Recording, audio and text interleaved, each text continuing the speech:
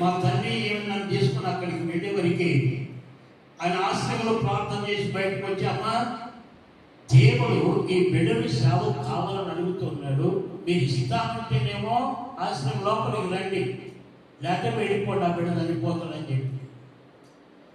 ఆ మాటను మా తల్లి అన్నది, అయ్యా ఈ బిడ్డ కనుక బ్రతికితే దేవుని సేవకి ఇస్తా.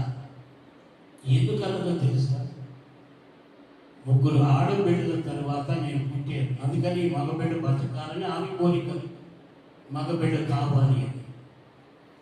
సరే ఆ రీతిగా ఆయన ప్రార్థన చేశాడు. నేను బతికాను, తీసుకొని వచ్చాను, ఇంటికి వచ్చాను. మా ఊళ్ళోనే హై స్కూల్ స్టడీ వరకు చదువుకున్నా. అనుకోకుండా నాకు ఫుడ్ కార్పొరేషన్ ఆఫ్ ఇండియాలో క్లర్క్గా ఉద్యోగం వచ్చింది, చేసుకున్నా. మరలా నేను 78లో ఒక ప్రమోషన్లో వెళ్ళబో